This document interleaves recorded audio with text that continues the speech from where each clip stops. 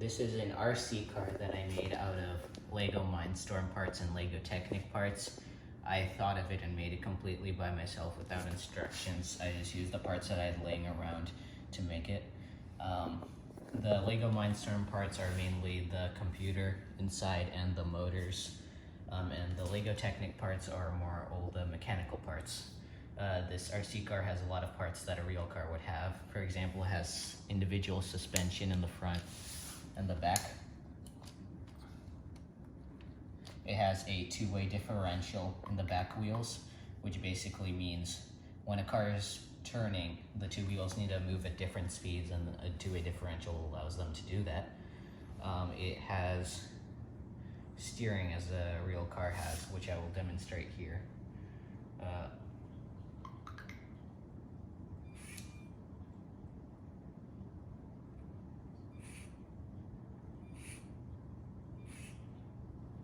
It also has a 4-speed gearbox here, which I can switch gears by pressing buttons.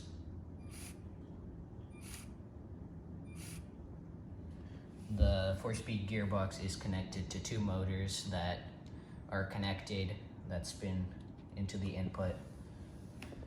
And yeah, I have a motor for the steering, I have a motor for the engine, and then I have a motor for switching gears.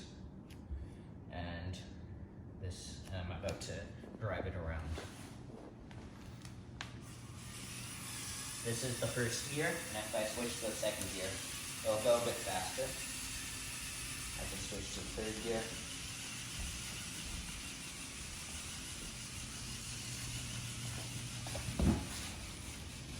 On carpet it goes a bit slower, so I can switch to a lower gear.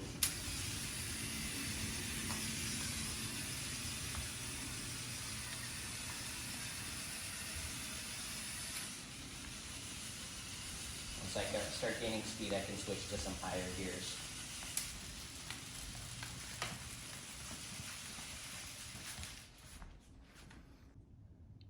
This is a test of the gearbox. The gearbox has 4 speeds, and basically the lower the speed, then the slower it will go, but it'll have more torque, which basically means it can go up hills more easily, and it will basically have more power. It'll just go slower. The higher gear, it'll go a lot faster, but it won't really be able to go up hills. So usually you switch to a higher gear after you've already accelerated.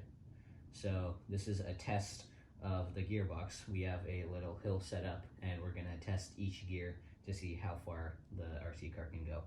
So this is the first gear.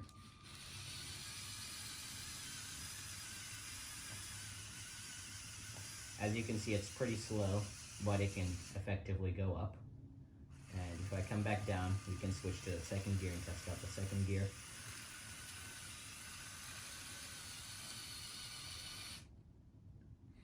So I've switched to the second gear, and now we're gonna test it.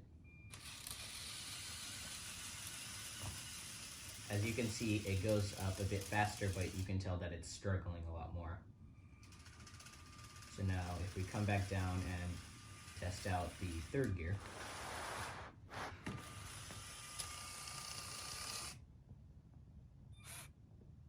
So this is the third gear.